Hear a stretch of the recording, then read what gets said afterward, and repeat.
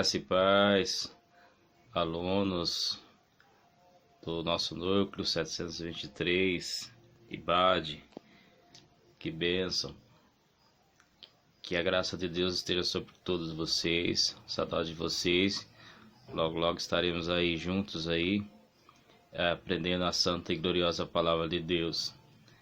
E a matéria desse mês será sobre EBD, Escola Bíblica Dominical, a formação integral do aluno. Primeiramente quero apresentar o livro para vocês. Você já sabe, cada unidade tem 5 lições. Então vamos lá. Escola Dominical, formação integral do cristão.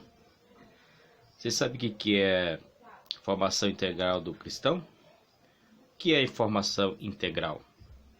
Então, conceito.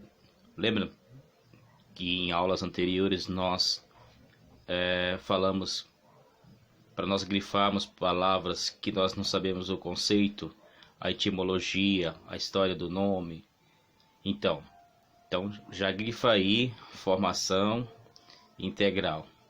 Então, basicamente o conceito de formação integral basicamente são habilidades, é o conceito que se entende-se que é trabalhado em todas as dimensões do indivíduo, do ser humano, que são elas: dimensões físicas, psicológicas, 2, emocionais, 3, sociais, 4 e culturais, 5.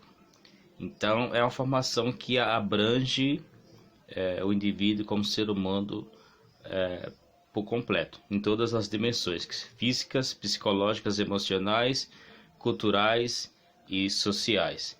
E acrescentando mais cristianismo, que vem de Cristo, a pessoa de Cristo. Então basicamente a formação integral do cristão é basicamente a parte teológica, a parte prática, teórica e prática, que molda um cristão como cidadão dos céus e como cidadão da terra nessas áreas física, psicológica, emocionais, morais, culturais, sociais.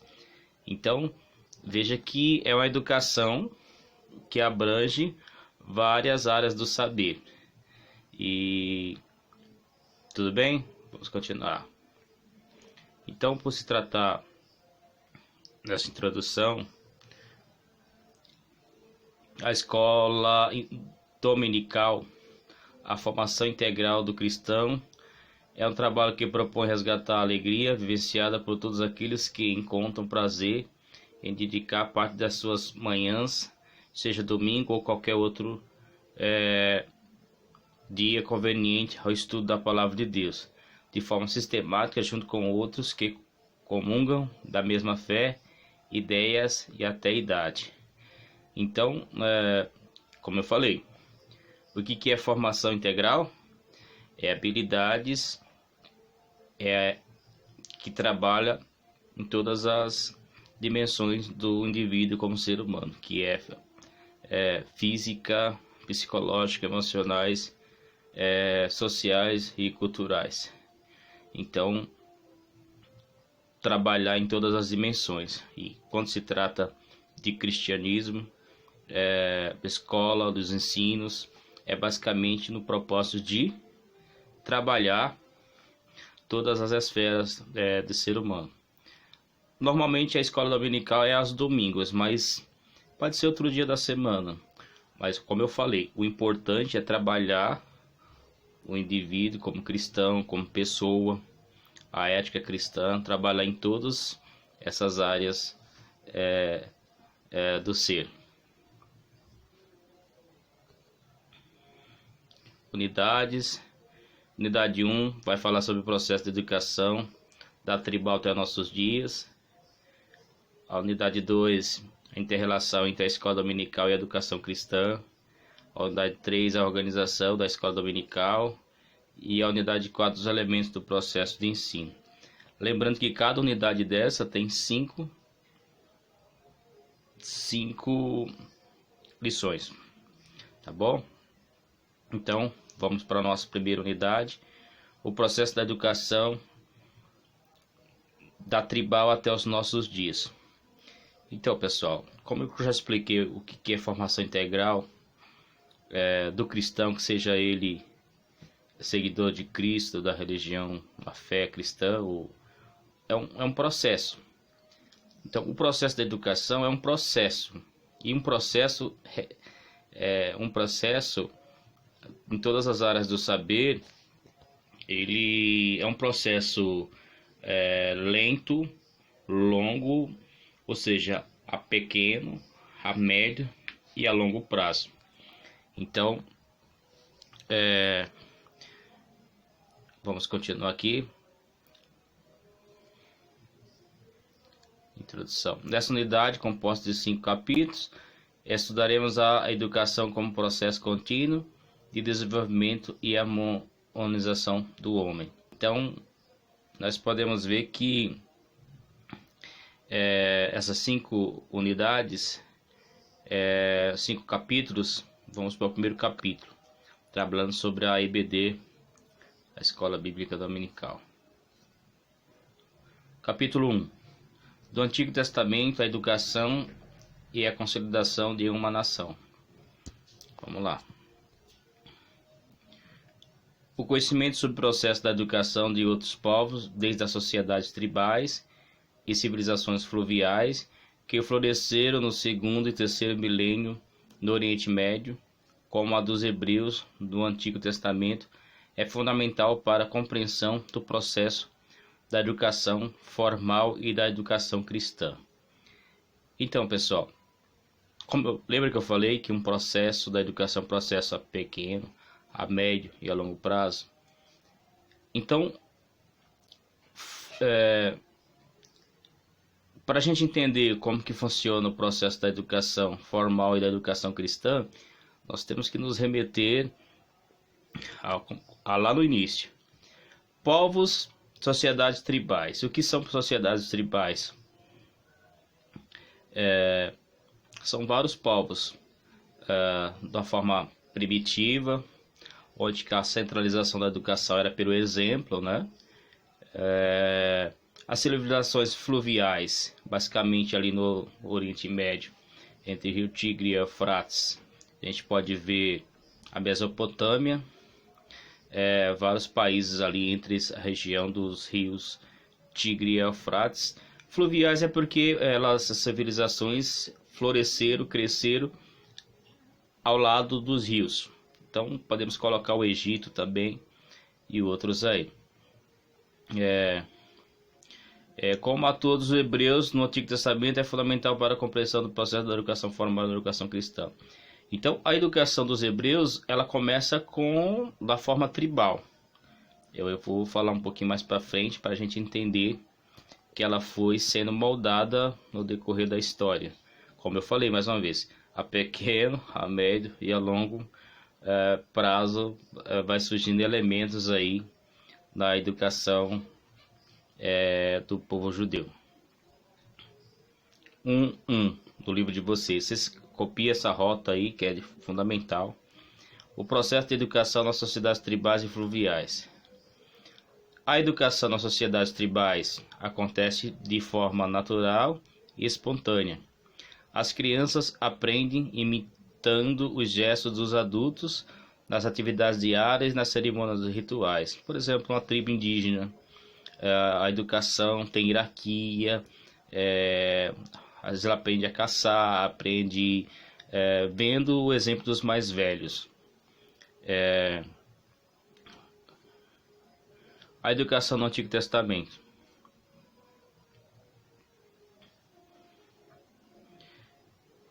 Ao ler a Bíblia numa perspectiva pedagógica, percebe-se Deus como primeiro educador por excelência, ao desejar o desenvolvimento integral do homem. Toma o cuidado em prescrever para a nação de Israel os princípios norteadores de conduta e fé.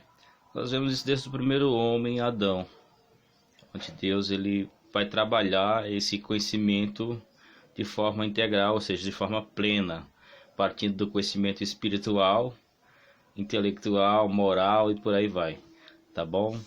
Então Deus, ele é o primeiro professor, nosso Deus, ele é o primeiro professor que trabalha com perfeição toda essa pedagogia aí. Vamos lá. Bom, capítulo 1, no Antigo Testamento, 1:2. A educação e a consolação de uma nação. Então, lembra que eu falei? A educação começou no processo primitivo, patriarcal, ela foi desenvolvendo, vai surgindo elementos de acordo com a médio e a longo prazo. Conforme Israel ia crescendo, ela foi influenciada por nações vizinhas e por aí vai. Mas começamos com a educação patriarcal. Quando começa a educação patriarcal? Não só Israel, tá, pessoal? Lembra que eu falei entre os rios Tigre, Eufrates ali, onde que surgem as primeiras civilizações mundiais, tá? Na Suméria, Mesopotâmia. E Abraão, aonde que Abraão é? Abraão é de Ur dos Caldeus. O que é Ur dos Caldeus? É uma antiga cidade da Suméria, que basicamente tem achados arqueológicos que nós podemos ver muita riqueza de detalhes. Por exemplo, tem um livro que eu indico para vocês, muito bom, Novo Manual de Costumes Bíblicos, da editora CPAD. Se vocês quiserem, eu mando para vocês, onde relata muita coisa interessante. Por exemplo, na era patriarcal, Abraão era cidadão de Ur. Ur dos Caldeus era uma cidadinha da Suméria. E na Suméria, basicamente a educação era muito forte. Em Ur dos Caldeus, por exemplo, tem uns tablets que foram... Tablet não é esse computador, não. O tablet é um tijolinho um tijolinho de barro onde servia como caderno para escrever. E tem números deles da arqueologia, e tem alguns que relata a educação em Ur dos Caldeus como que era. Por exemplo, relata como que era a educação. Era a base para a economia, para a parte religiosa, serviço religioso, parte econômica e a parte governamental, política. Então, e tinha aulas de muita coisa interessante em Ur dos Caldeus. A Bíblia não diz, mas se Abraão frequentou essas escolas, essas escolas eram chamadas escolas dos tablets, né? Então é muito interessante, dos tablets. Eram uns tijolinhos de argila, e era escrita de forma cuneiforme, né? De formato de cunha. Então daí que vem. E tem relatos desses tijolinhos. Tem um específico que fala como que era a educação, onde como que o educador corrigia determinados problemas com a vara. Então era a educação bem rígida. Os pais pagavam, tá, pessoal? Então não era uma coisa assim que era acessível a todos. A Bíblia não diz, mas Abraão teve acesso, por exemplo, aos costumes da Suméria. Quando ele, por exemplo, H é dada a ele para gerar filho no lugar de Sara, era um costume da Suméria. Então Abraão teve muito contato com costumes da Suméria, de Ur dos Caldeus, da região onde ele morava. Não sabemos se ele frequentou essas escolas dos tablets aí, mas a base dele é dessa regiãozinha aí, tá bom? Então, a educação patriarcal. Quanto que dura a educação patriarcal? De 2000 a 1700 a.C. Então, 300 anos. Nós contamos do capítulo 12 de Gênesis até o capítulo 50 de Gênesis. Então, basicamente, 300 anos de Abraão a José, tá? Então, a educação patriarcal, onde é desenvolvido no clã, de grandes famílias, e basicamente muito rígido, e começou a se moldar. Lembra que eu falei? A pequeno, a médio e a longo prazo vai se desenvolvendo.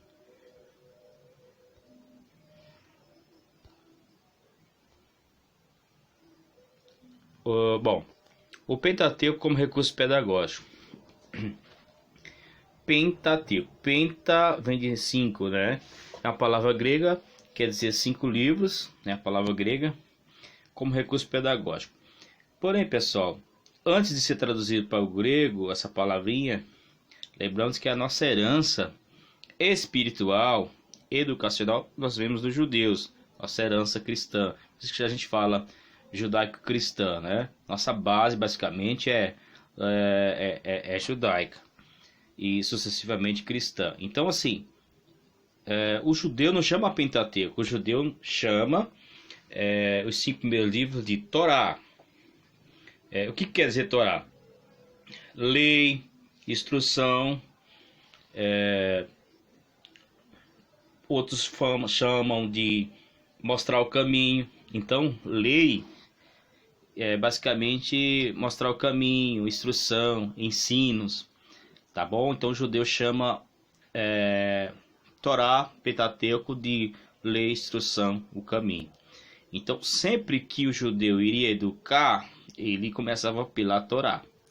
E detalhe, a Torá, ela tem 2 Torá. Tem a Torá escrita e a Torá oral, tá? Para o judeu. Então, eles consideram... então, assim, com o tempo, a Torá oral, que eram as tradições, com o tempo vai ser colocado com o tempo a Torá que era oral para os judeus, tem a Torá escrita, que é essa Bíblia nossa, que é a mesma que a gente tem. A Torá oral é as tradições. Então, com o tempo, essa Torá oral vai surgir uma Torá escrita também, que é a Mishnah, que é o Talmud de hoje, basicamente, escrita. Então, complicado?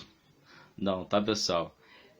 Então, assim, o Pentateuco, a lei, quando o judeu falava que ia o recurso pedagógico, era ensino e instrução, tá bom?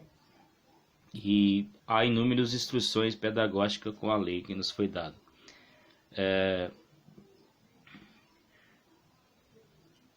1, 2, 3. Os líderes religiosos cumprem a função de professores. Então, pessoal, lembra que eu falei? Nunca esqueça dessa palavra. Início, meio e fim. Pequeno, a médio e a longo prazo. Não esqueça dessas 3 palavrinhas, tá? Então,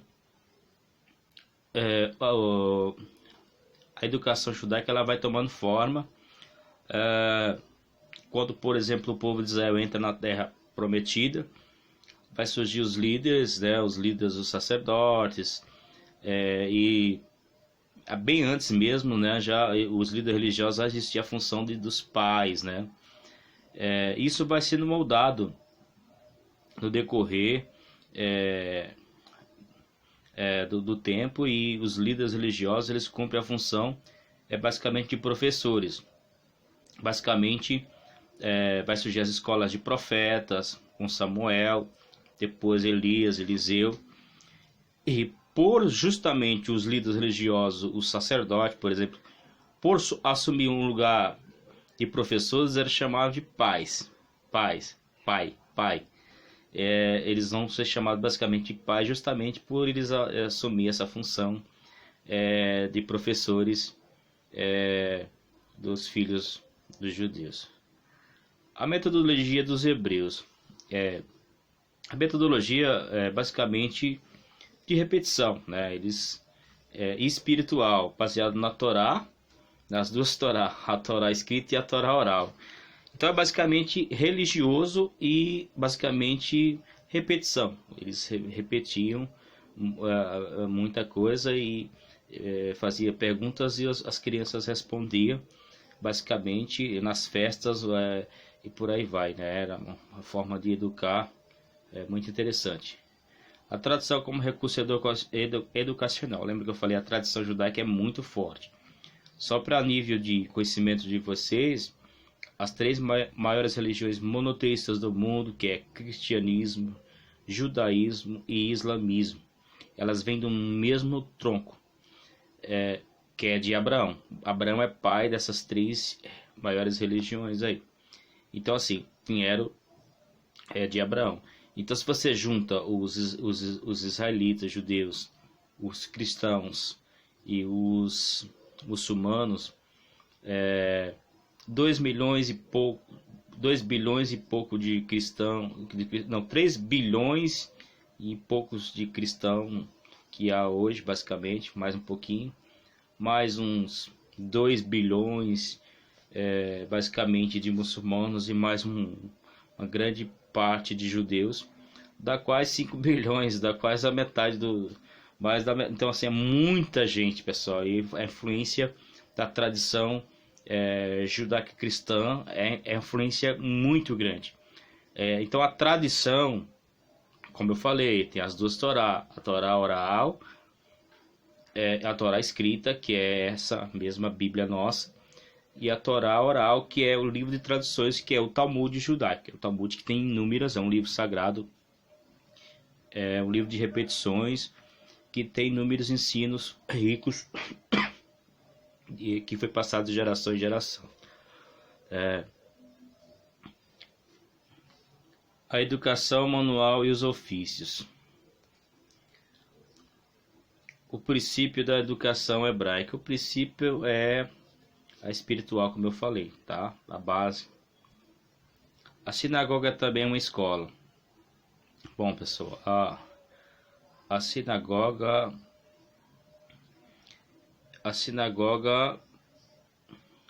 é uma escola muito interessante.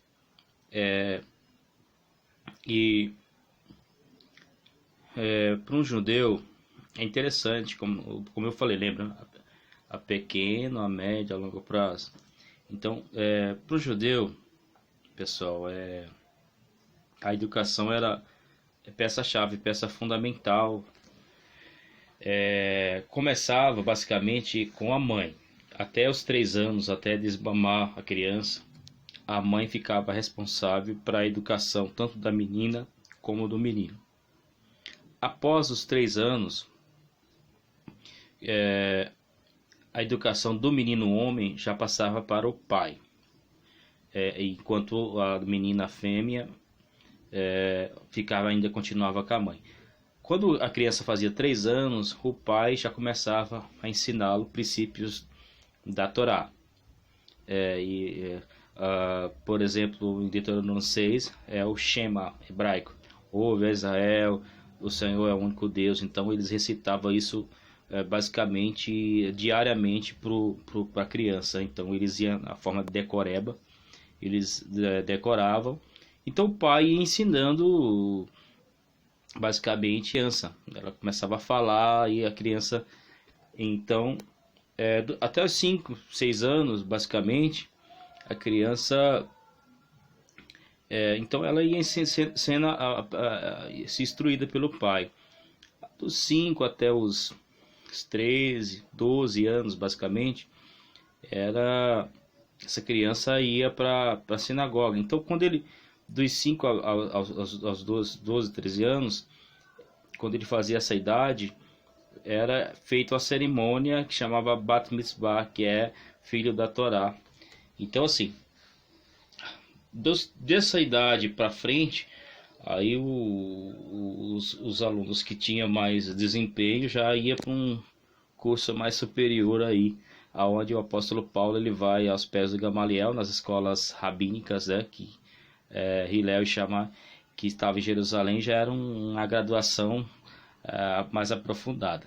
Então veja que basicamente para chegar ao status de um rabino, ao status de um mestre, era anos e anos e anos de estudo. Então era uma coisa que os judeus levavam e levam a sério, tá? E na sinagoga é extremamente importante a sinagoga. Provavelmente vai surgir a sinagoga aí quando o povo de Israel, a dispersão dos judeus, né? Quando eles foram para a Babilônia, e na Babilônia eles não tinham templo, e como eles não tinham templo, sinagoga quer dizer assembleia, eles começaram a fazer as assembleias, a se reunir, e nessa dispersão, eles acabaram inventando uma prática, um novo jeito de se educar-se, né? Através das sinagogas. E mesmo depois que os judeus voltaram da Babilônia, continuou esses cultos em inúmeras sinagogas espalhadas por todo o Novo Testamento. E na sinagoga tinha aulas de várias áreas do saber, não só bíblica, tá? Então é uma bênção de Deus. Muito bem. Tudo bem? Acabamos o capítulo 1. Então vocês, para reflexão, para meditação de vocês, pensam e marcam aí no livro de vocês em que parte dessa educação vocês já utilizaram nos seus filhos, ou que parte dessa educação vocês gostariam que seus filhos tivessem, essa base. E outra pergunta, terceira pergunta, por que você não faz isso? Por que você não educa pelos princípios eternos da Torá, da palavra de Deus? O que te pede? Então, capítulo 2, no período interbíblico, a educação e a preparação para o evento do Messias. Lembram? O período interbíblico é um período que se chama período interbíblico, período intertestamentário, aquele período de Malaquias a Mateus. 400 anos que Deus não falou? Não, claro que Deus não é mudo, Deus falou, mas não pela forma profética de deixar livros escritos, né? Muito bem, eu tenho uma aula falando só sobre esse período aqui, tá? Então, o período interbíblico é caracterizado pela ausência da voz de um profeta inspirado por Deus para falar a Israel. Educação no período grego. Então, vai ser um período de 400 anos muito complicado, daí que vai ser nesse período que vai surgir os macabeus, né, a família de sacerdotes. Como não tinha profeta, já viu, né? Uma casa que não tem profeta, fica um negócio meio bagunçado. Então ficou muito bagunçado a educação nesse período. Por quê? Porque uma hora Israel era um rei grego, outra hora era outro rei, os Ptolomeus do Egito. Então Israel ficava uma hora, o faraó tomava posse, os Ptolomeus, outra hora era os assírios do outro lado que tomava posse, né? Então ficou nessa lenga-lenga aí. Outra hora eram os gregos. Então, assim, puro rei governar nesse período Jerusalém, então naturalmente a influência grega vai ser muito forte nesse período aqui, tá bom? Inclusive vai influenciar muito os fariseus, os saduceus, até a teologia deles vai ser influenciada pela forma grega. A Grécia teve seu apogeu no século V ao IV a.C., com grandes produções no campo das artes, da literatura e da filosofia. O helenismo e a sua expansão, tá? Desde o Alexandre o Grande, 330 a.C., o Alexandre o Grande dominou o mundo, basicamente, e a influência da filosofia grega se expandiu para todo lado. Então, não só a filosofia, mas a arte, o esporte, isso vai influenciar muitos judeus, tá? No campo da educação. Então, a educação no Império Romano. Então, basicamente, já próximo ao Novo Testamento aí, o Império Romano ele vai surgir aí, tá? Na sociedade romana antiga, a família constituía-se em ambiente educacional, sendo que o menino, depois dos 7 anos, já acompanhava o pai nas atividades fora de casa, e as meninas continuavam aprendendo com a mãe e os afazeres domésticos. A política de expansão do Império Romano. A organização dos grupos políticos e religiosos.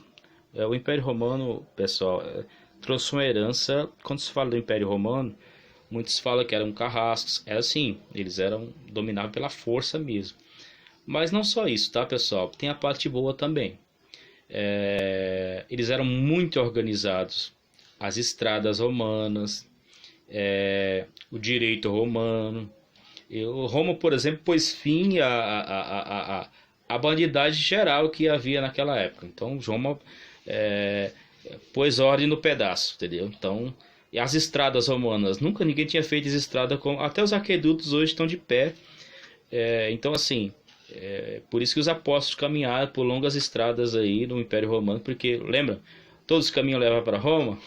Esse ditado, esse provérbio é justamente devido às inúmeras estradas.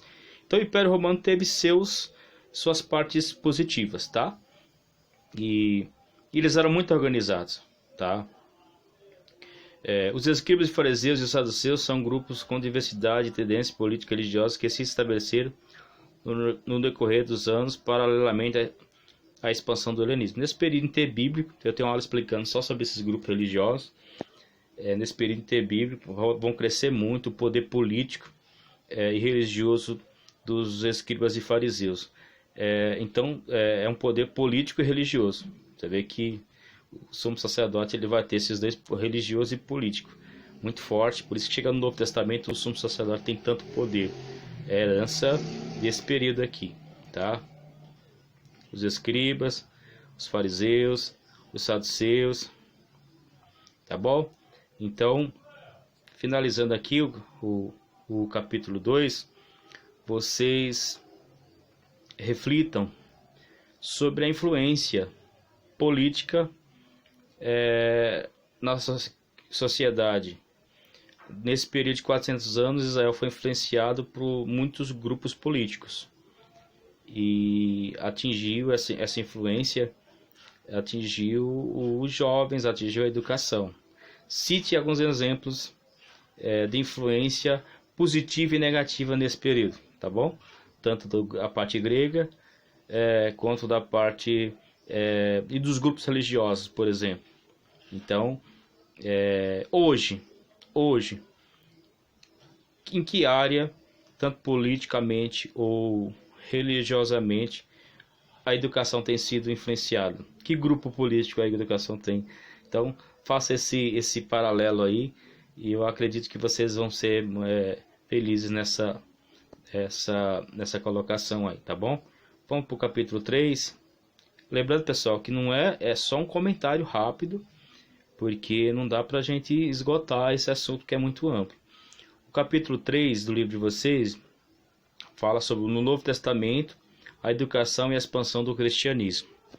A educação no Novo Testamento é inaugurada com a presença de Jesus, o mestre, o professor dos professores, e com a maneira como utilizou os recursos e estratégias de ensino, oportunamente para formar os ideais e atitudes de conduta do povo. Lembrando que no capítulo 7 de João, um soldado do templo vai prender Jesus, a mando do sumo sacerdote. Ele chega para prender Jesus, ele vê Jesus discursar, vai prender Jesus, e ele fala para os próprios líderes: jamais ninguém falou como aquele homem. Então Jesus falava como ninguém.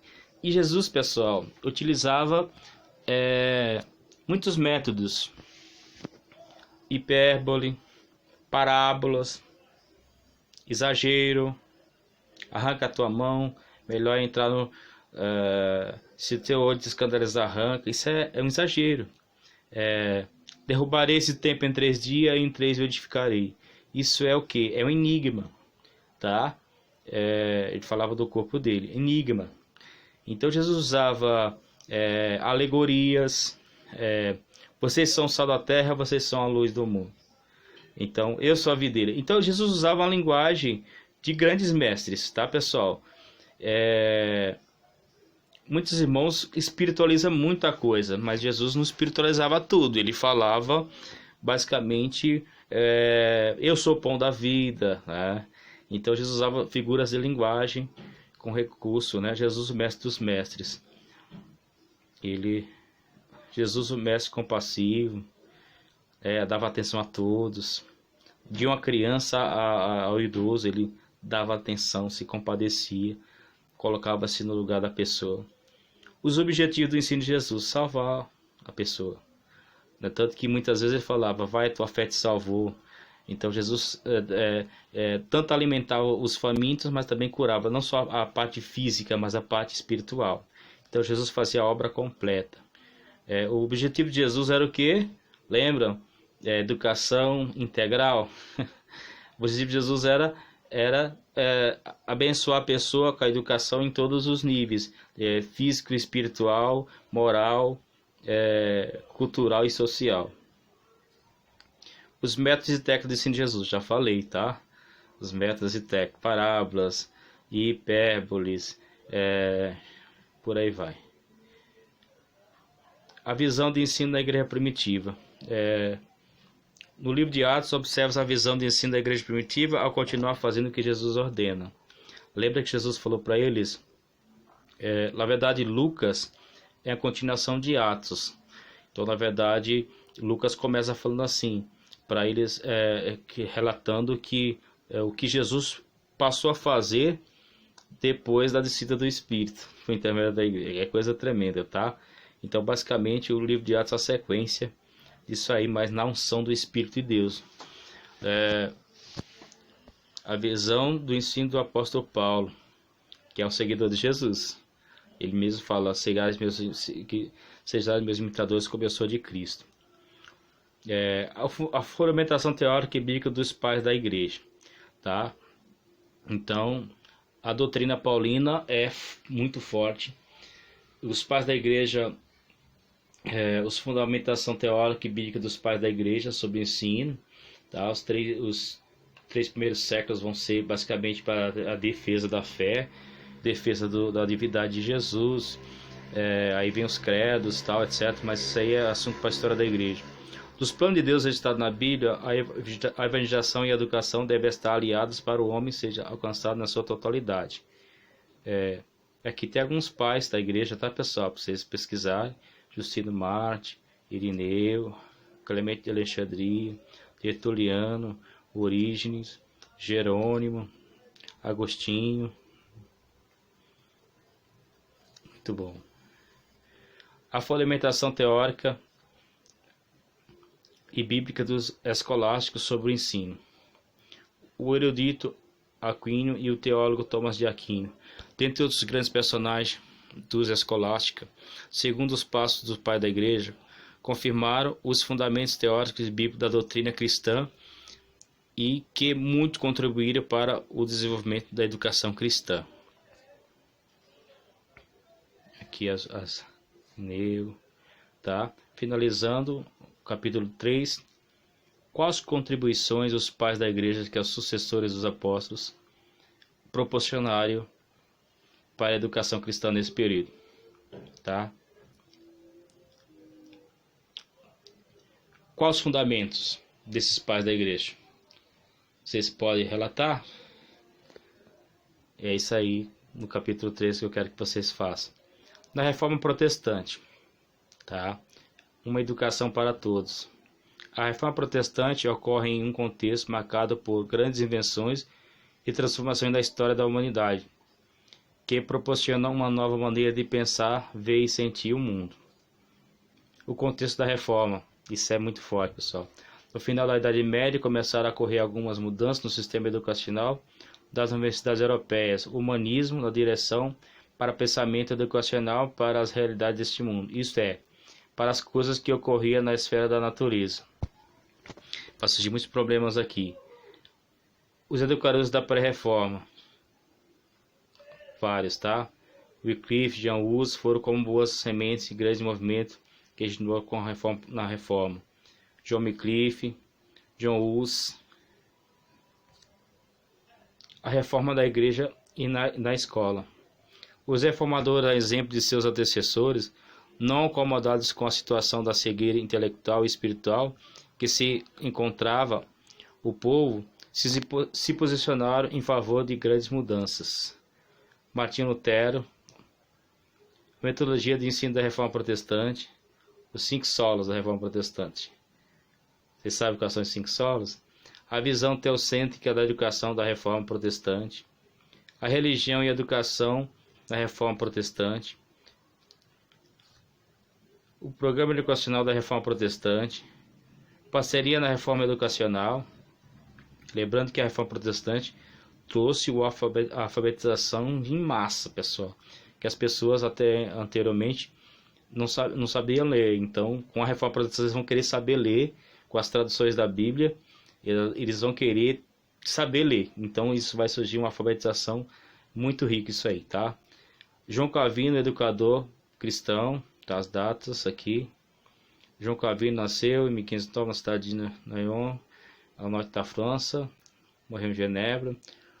O Programa Educacional e Reformador de Calvino, 441. Isso é do livro de vocês, tá bom? Então, a Reforma Protestante, uma educação para todos. João Amós Carmênio, educador cristão. João Amós Carmênio, protestante educador, que viveu no século XVII, conhecido como pai da pedagogia moderna, tinha como ideal promover uma educação igual para todos. Princípios pedagógicos de Carmênio, pressupostos educacionais cristãs. Tudo isso aí no livrinho de vocês vai, né? Tudo bem, pessoal? Qual o maior legado da Reforma Protestante? Quais os 5 solos da Reforma Protestante? Lembrando que as 95 teses do Martinho Lutero se resumem nesses 5 solos, tá? Então, eles viram a cegueira, a negrura da ignorância, da idolatria, vários irmãos, os pré-reformadores, os reformadores, não se calaram, pessoal. Aí a pergunta que eu faço para vocês é: qual é o legado da reforma para você? Qual é o legado que Lutero deixou, que os reformadores deixaram? Tá bom? Finalizando aqui o capítulo 5, a educação no Brasil, uma retrospectiva e as suas perspectivas. Tá bom, pessoal? Lembrando quem foi os primeiros professores que vieram para o Brasil? Lembra, eu já dei em outra aula. Quem? Lembraram? Os padres jesuítas. A educação no Brasil colônia se inicia com o instrumento de dominação, pois a vinda dos nossos primeiros educadores, os jesuítas tinham como missão não a evangelização no sentido bíblico, de cumprir a grande comissão, mas de estabelecer um movimento da contra-reforma. Eu já falei sobre isso aí, a contra-reforma, depois da reforma protestante. Foi uma forma de brecar a reforma de Lutero, tá? Uma retrospectiva da educação no Brasil. No Brasil, a primeira modalidade de educação instituída objetivava ser o instrumento da contra-reforma para inibir e combater os avanços da reforma protestante.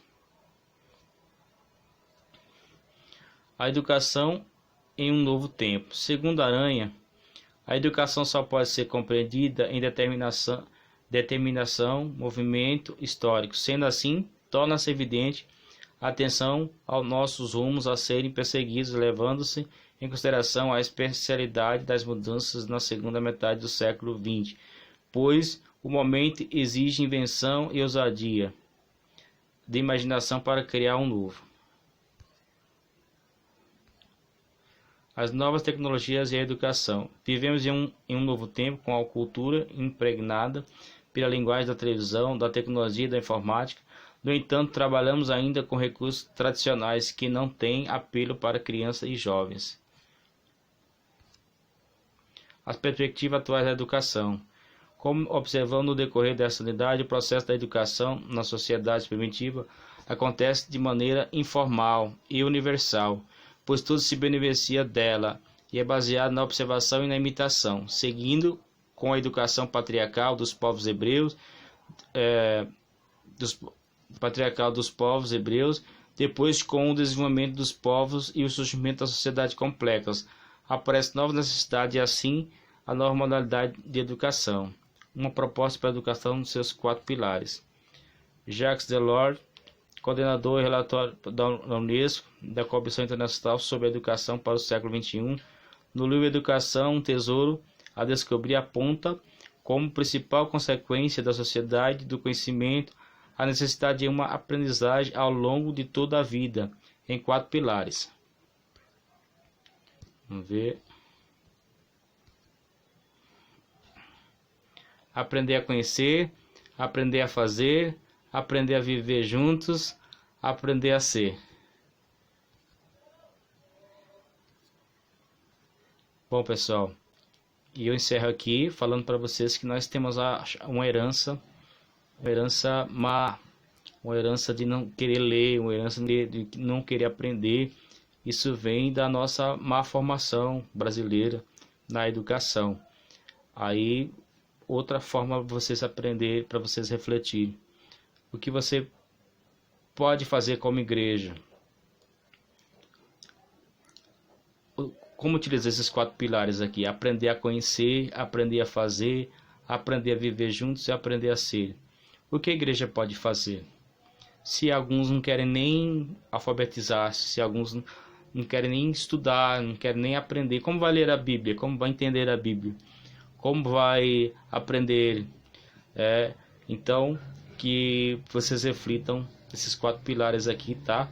E o Brasil passa por momentos difíceis na área da educação. Não é de hoje isso, tá, pessoal? É lá de trás, a herança lá de trás. Isso reflete na população, reflete o desprazer na leitura, o desprazer no estudo, o desprazer traduzindo nos louvores que é cantado, louvores sem base bíblica, louvores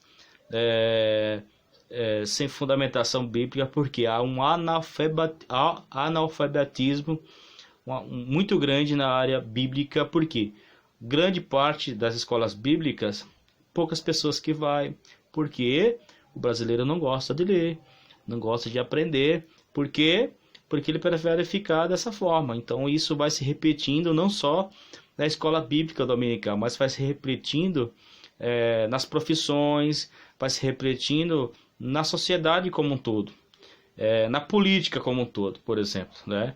Por que algumas pessoas votam em determinados candidatos? Porque não conhece ele. Por que não conhece ele? Porque não quer conhecer. Então, tudo no Brasil funciona de trás para frente, né? Isso é herança da falta de educação, da falta de cultura do bem e falta de informação. Tá bom, pessoal? Espero que vocês gostem e na EBD vocês venham aprender sobre tudo para a glória de Deus. Tchau, tchau.